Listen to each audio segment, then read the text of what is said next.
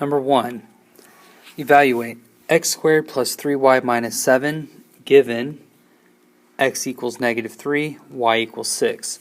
So evaluate just means to find the value of something. So we're going to take the value for x and the value for y. We're going to substitute them in for x and y, and then we will find the value of this expression. Okay. So x, the value of x is negative 3. So I'm going to write negative 3 squared plus 3 times y, or 3 times 6, minus 7. We will follow the order of operations. So we will do the exponents before we do any multiplication or addition or subtraction. So negative 3 squared gives us positive 9. And then we have plus 3 times 6 minus 7. 3 times 6 is going to give us 18. So it's 9 plus 18 minus 7. We're going to add 9 and 18, so 27. And 27 minus 7 is 20. So the value of the expression is 20. Okay, number 2 says simplify. In order to simplify, I am going to need to distribute first, if possible, and then I will need to combine like terms. Okay. When I look at this, I see that I can take this 2 and multiply it times each of the terms inside of the parentheses. So 2 times 3x gives me 6x. 2 times 8, 16. Then I'm going to take this negative 4, or minus 4, and make it a negative 4 times each of the terms inside of the parentheses. So negative 4 times x gives us negative 4x. And negative 4 times negative 3 is positive 12. I would then combine the like terms. So I have x's. I have 6x and a negative 4x combined. That is going to give me positive 2x. And then I'm going to take a positive 16 and add it to a positive 12, and that gives me positive 28. Nothing more to combine, so this would be my simplified answer, 2x plus 28. Okay, number 3 says if the width of a rectangle is 3x minus 4 and the length is 4x plus 3, what is the perimeter of the rectangle in terms of x and y? So what I would want to do first here is draw a rectangle. They told me we're talking about a rectangle, or that's what we're using to find the perimeter of. So I would draw a rectangle, and then I would label my sides. It tells me the width is 3x minus 4. So I'm going to put 3x minus 4 for both sides for the width. And the length is 4x plus 3. I'll put that on the top and the bottom. And then it asks me what is the perimeter in terms of x and y. I have no y, so we're just talking about x's here. I will combine the like terms. So I'm going to take all the x's and combine them. So I have 3 plus 4 is 7. 7 plus 3 more is 10. Plus 4 more is 14. So I have 14 x's. Then I'm going to combine my constants. I have 3 plus 3 is 6. 6 plus a negative 4 is 2. And then 2 plus a negative 4 is minus 2, or negative 2. Okay, number 4. Solve 3/4 x minus 18 equals 45. So for this problem, I am going to solve for the variable x. I'll split my sides. And then I will start moving things by doing the opposite. I can't simplify anything on the left or the right, so I'm going to add 18 to both sides. So that cancels. I'm left with 3/4 x equals 63. So that's 3/4 times x. So to eliminate the 3/4, or not eliminate, but to make it 1x, I will divide by 3/4 on both sides. Okay, 3/4 divided by 3/4 is 1. So I get 1x equals 63 divided by 3/4. Remember, when you type this on your calculator, you need to put the 3/4 in parentheses. So you would type 63 divided by parentheses 3 divided by 4. That's the calculator input. And that would give you 84 as your answer. Okay, so when it says solve, that means we need to find the value of that x. We don't know what it is, so we have to solve for it. Alright, problem number 5. Solve 12 minus 2a equals 4 times a plus 9. We will split our sides. We are solving for the variable a. I will look on the left side, nothing to distribute or simplify. I'll look on the right side. I do have distribution, so I need to do that. So 12 minus 2a on this side equals 4a, so 4 times a, and then 4 times 9 is 36, so plus 36. Nothing more to combine. I see that I have a's on both sides of my equation. So in order to move it to the opposite side of the equation, I have to do the opposite of what it is. So I need to take this 4a and get rid of it. I need to add a negative 4a to both sides. So on the left side, I'm left with 12 minus 6a. And then on the right side, this cancels, so I'm only left with 36.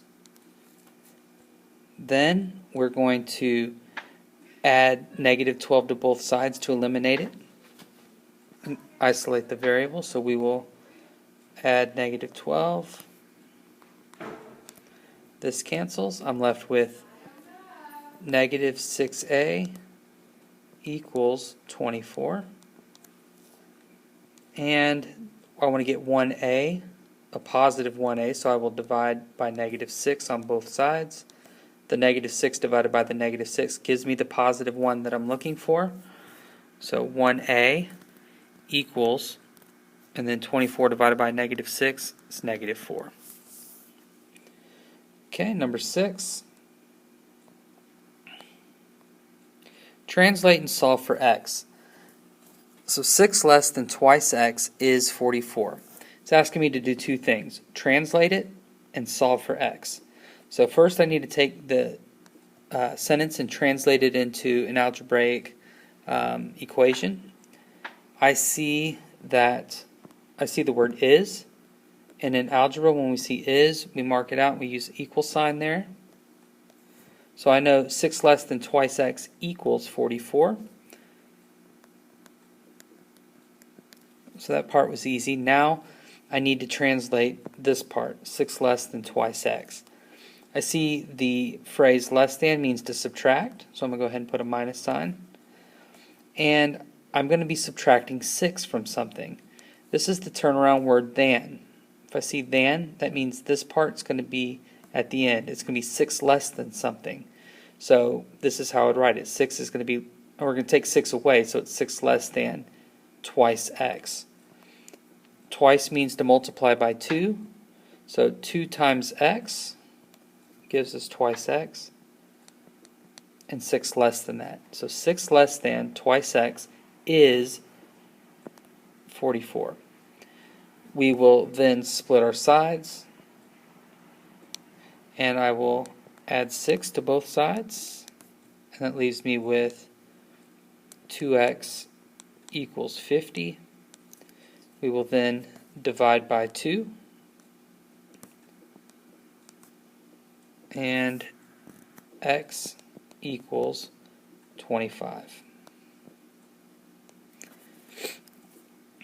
Okay, number 7 says, what is the next step? When we have a problem like this, they just want to know what would be your first step, and not just what is your first step, but go ahead and show that step. So if I'm looking at this equation here, other than splitting my sides, the next step would be to simplify if possible. And I see that we have distribution, so that would be my next step. So 4 times negative 3x would be negative 12x. 4 times 2 is 8, so that's a positive 8, so plus 8. And minus 16 equals 6. Okay, number 8.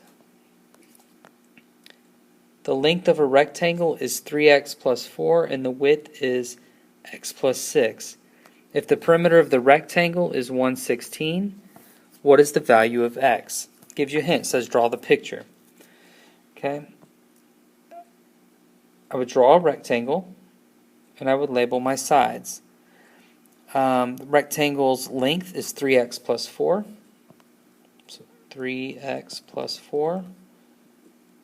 That means it's going to be the same length on the top, since a rectangle, they have the same lengths. The width is x plus 6. Okay. And it says if the perimeter of the rectangle is 1/16, what is the value of x? So I can figure out the perimeter two ways. Well, one, it gives it to me in the problem here. It says it is 1/16. So the perimeter equals 1/16. So I'm going to go ahead and write that down over here. Equals 1/16. The other way I can get the perimeter is in terms of x. So I have 3x, 3x, x, and then 6, 6, 4, and 4. So I'm going to add the common, or the like terms, and we will have 3x plus 3x is 6x, plus another one is 7x, and another one is 8x's. So I have 8x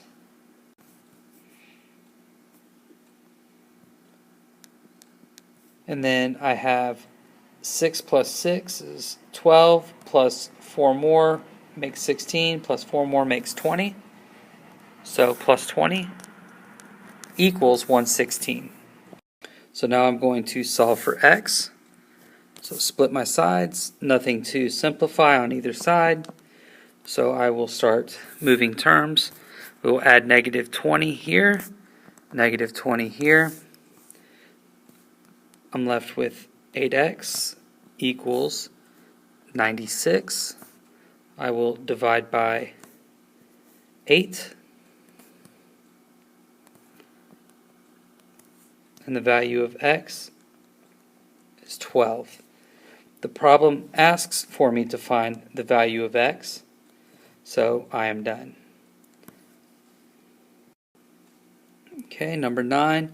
Anna has joined a CD club. Each CD costs $9.50 each, and the shipping and handling is $4.95. In a recent publication, Anna purchased some CDs and she was charged a total of $156.95. How many CDs did she purchase? One of the common mistakes in this problem is that students will add the $9.50 with the $4.95. If they wanted you to add these two things together, it would say each CD cost $9.50, or they were $9.50 each, and the shipping was also $4.95 per CD or something like that. This is the only thing that's going to go up for each CD, is the cost per CD. It's like a one-time shipping and handling fee of $4.95. Okay, so when I write this problem out, I know that I have $9.50 per CD. I'm just going to use X to represent the number of CDs, plus a $4.95 shipping and handling fee.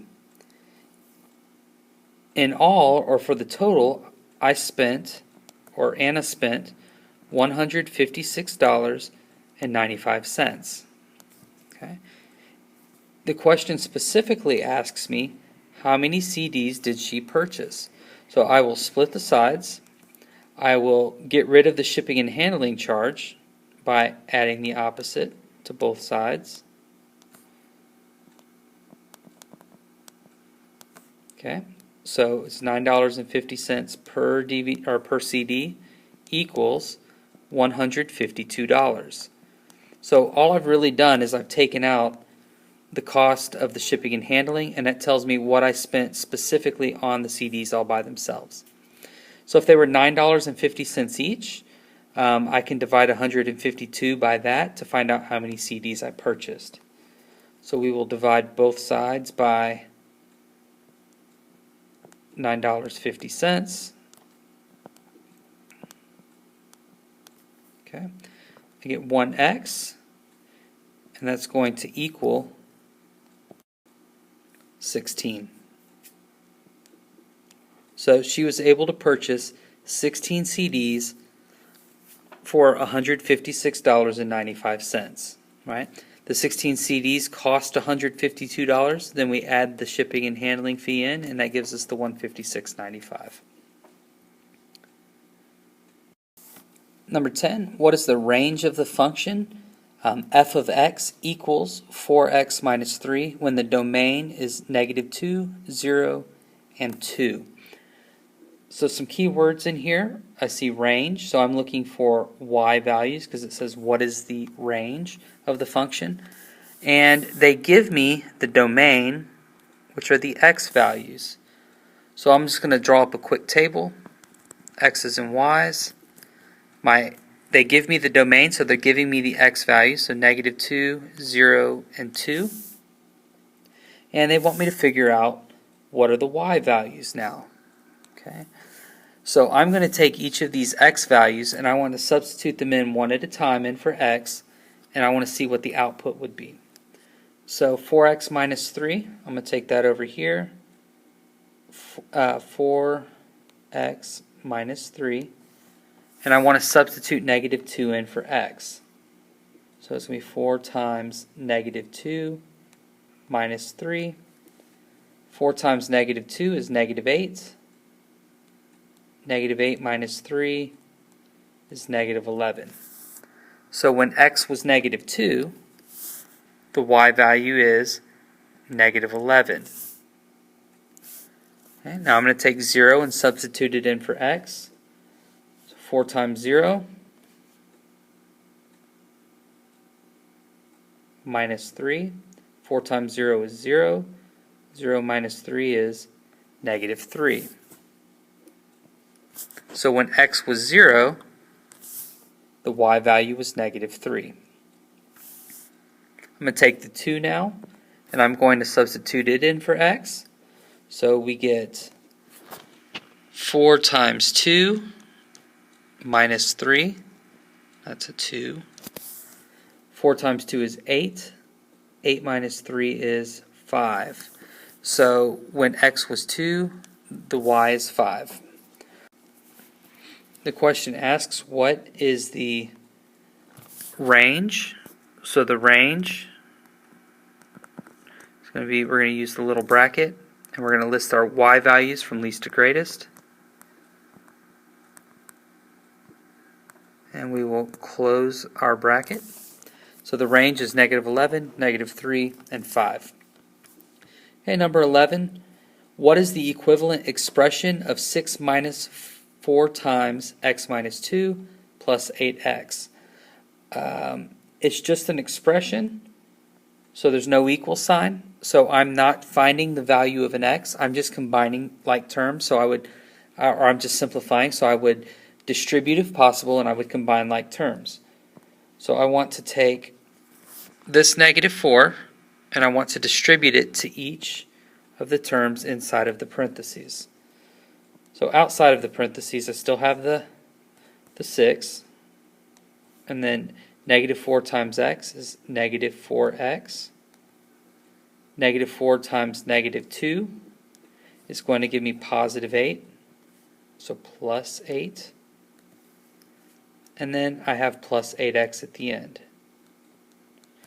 I will combine my x's, so I have -4x and +8x combined. That gives me 4x. And then I'm going to take the +6 and add it to the +8, which gives me +14. So plus 14. So this is the simplified expression here, 4x plus 14. In number 12, it says, what is the domain and range of the function shown below? And is it a function? So they're asking me for domain, range, and is it a function? So first thing I want to look at is, I guess the easiest thing to look at would be, is it a function or not? To determine if it's a function or not from a mapping, we look at the x values only, right? We're trying to decide, does each x have its own output? So if I take -6, or does it have a single output? So if I take -6, I see that it only has one output. There's only one line extending out of the -6, so that means it has one output. For -3, I see one output. For 0, one output. For x value of 3, one output. And for the value of 6, there's one output. So is this a function based on the mapping? Yes. Okay, so function equals yes. Okay, then we're going to look at the domain and range. So I'm going to label this as my x's, these are my y's. The domain is x, so these are my x values for domain. When I list them, I'm going to list the x values in order from least to greatest. Okay, I'm going to make my bracket -6, comma, -3, 0, 3, and 6. Close my bracket. That's my set for my domain. It's all of those numbers together. For my range, we're going to use y values. So I am going to list those from least to greatest. I'm going to put them in a bracket as well. -8, -3, 2, and 7. Okay.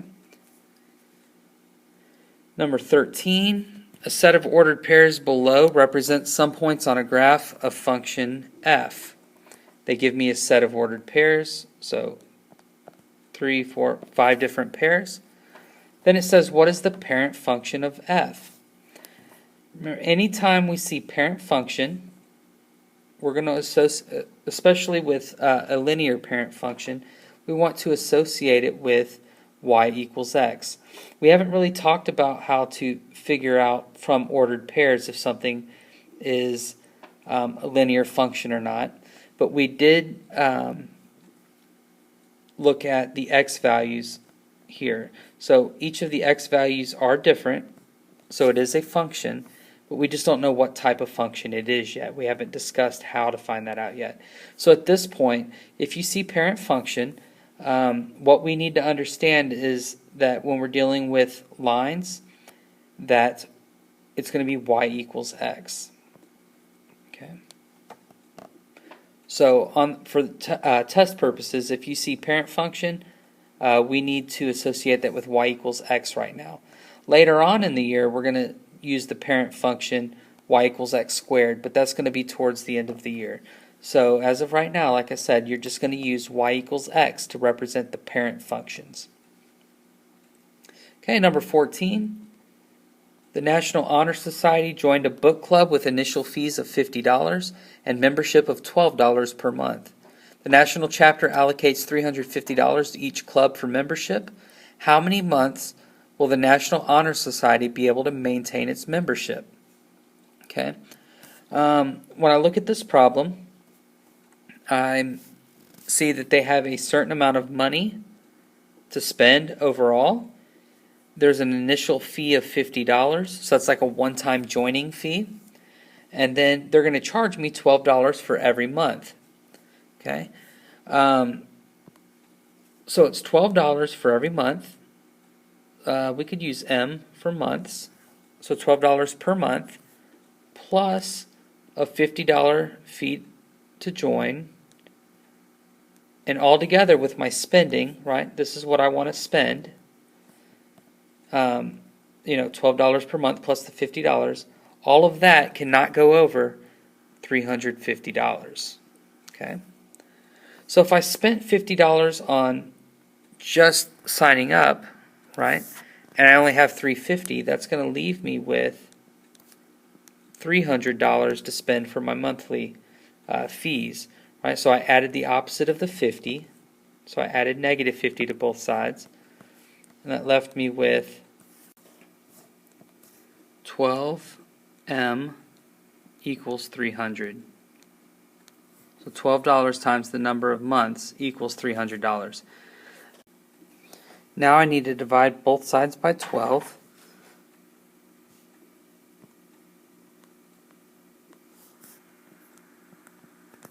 So I get 1m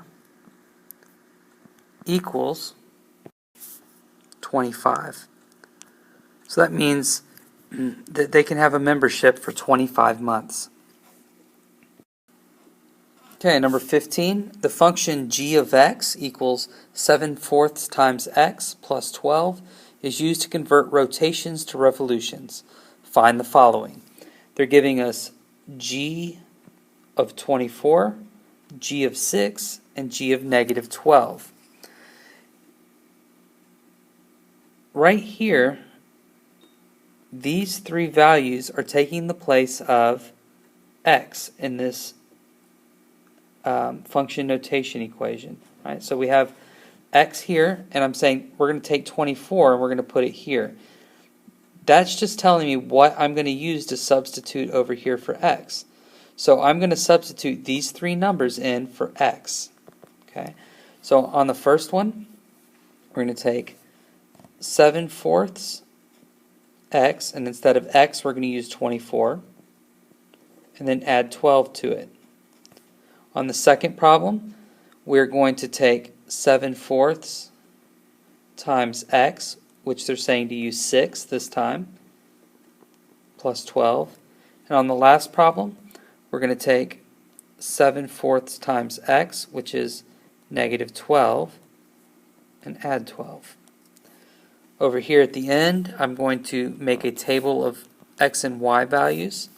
I have, for my x values, 24, 6, and negative 12. So now I need to find the y values that go with these three x values.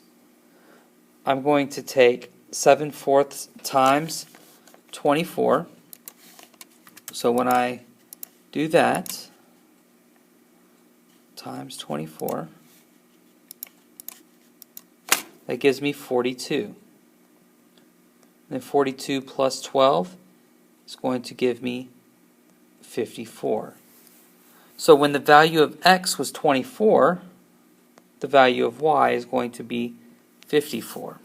So I'm going to write that in my table. Okay? When the value of x is 6, we're going to get 10.5. So 7/4 times 6 is 10.5, or 10.5, plus 12 gives me 22.5, or 22.5. So I'm going to write that down in my table. And then I'm going to take 7/4 of negative 12, or 7/4 times negative 12.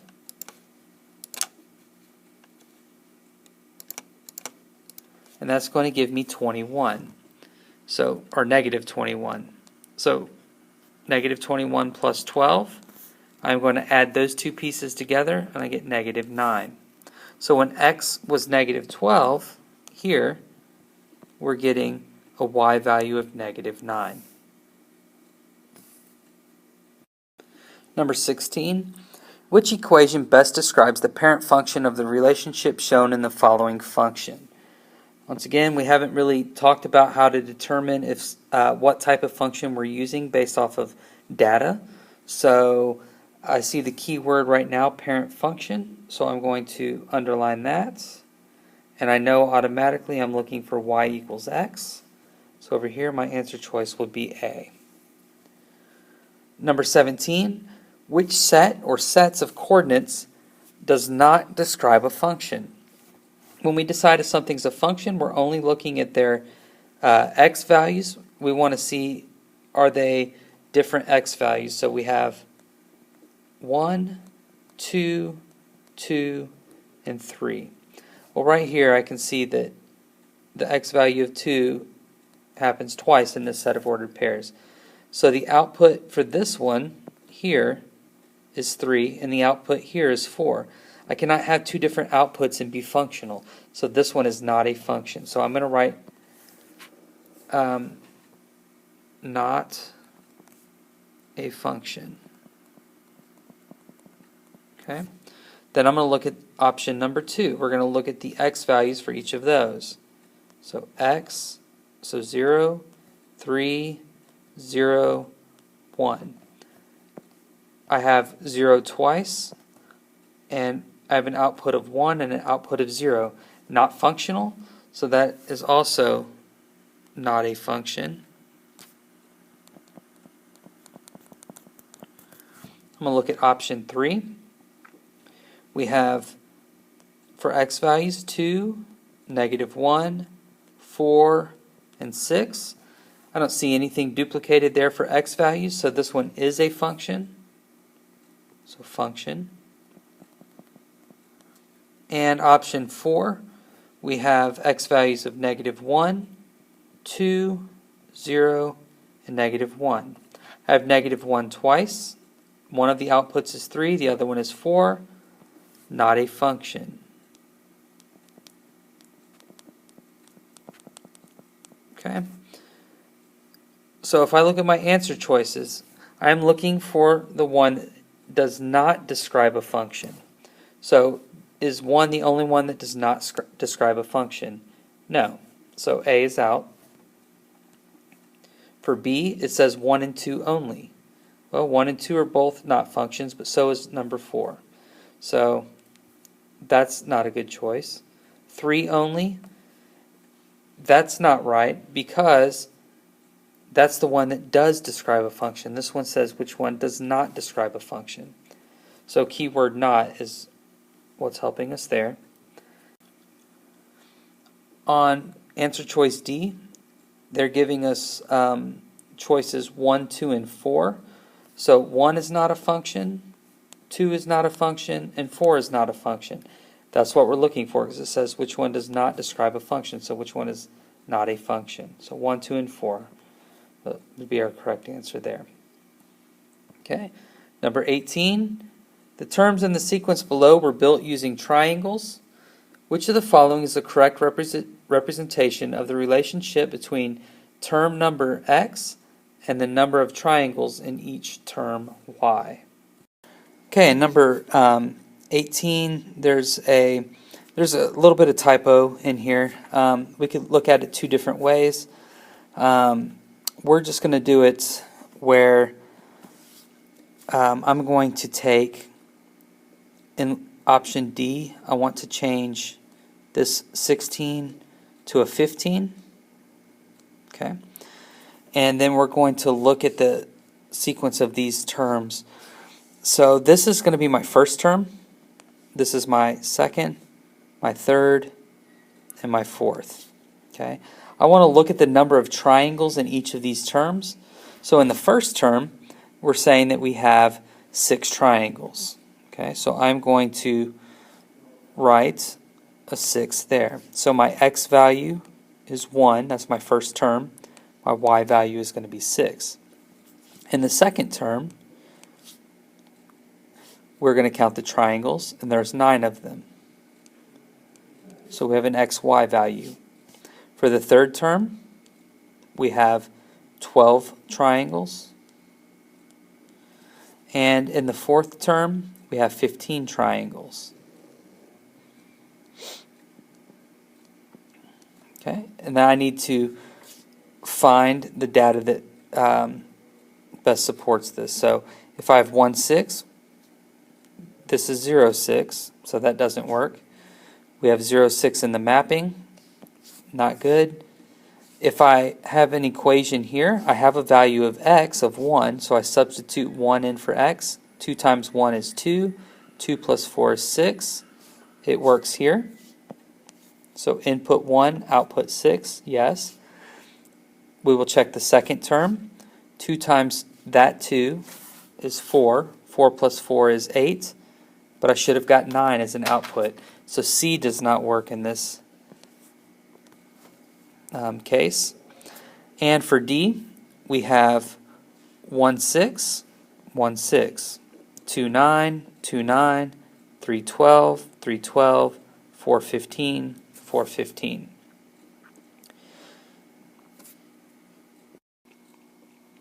The graph of function f is shown below. What is the domain and range of this function? So we are looking for minimum and maximum values for the domain and range.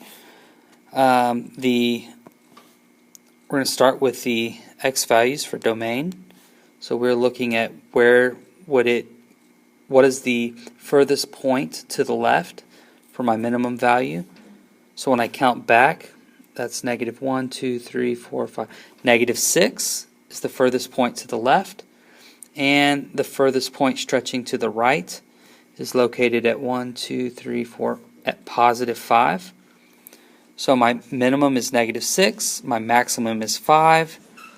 We're looking at domain. Okay, so negative 6 is the least, so we use the less than symbol. Here we see that it is on a closed circle, so we will say that it does include that value, so it can equal negative 6.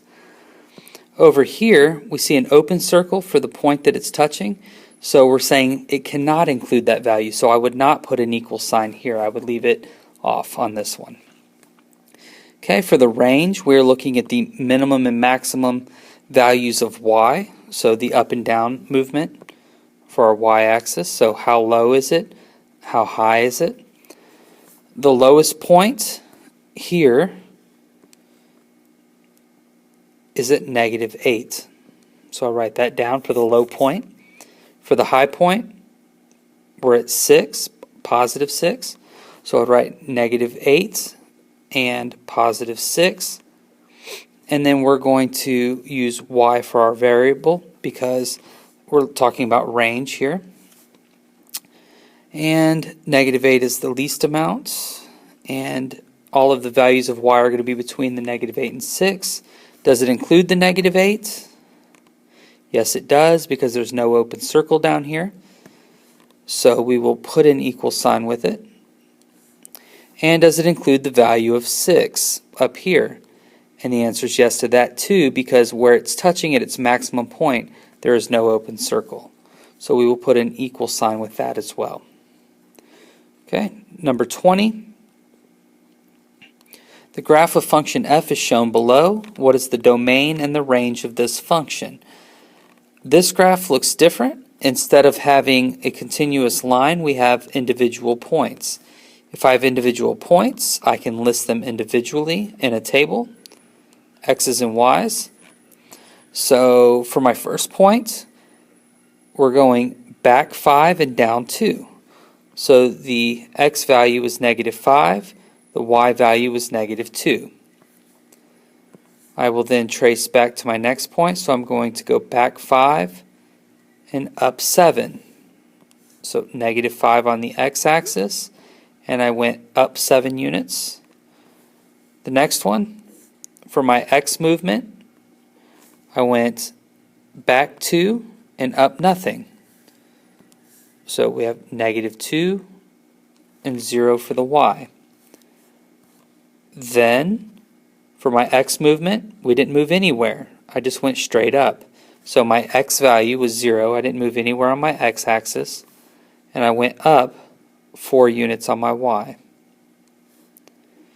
And my last point, I went over 4 units, and I went down 5 units. So over 4 and then down 5.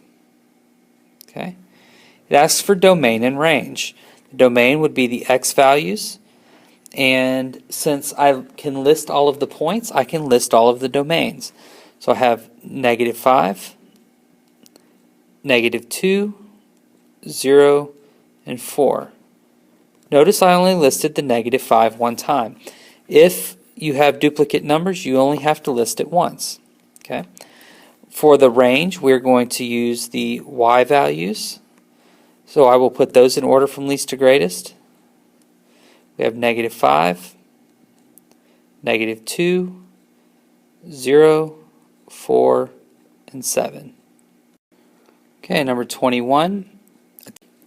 A taxi ride costs $3.50 plus 18 cents per mile.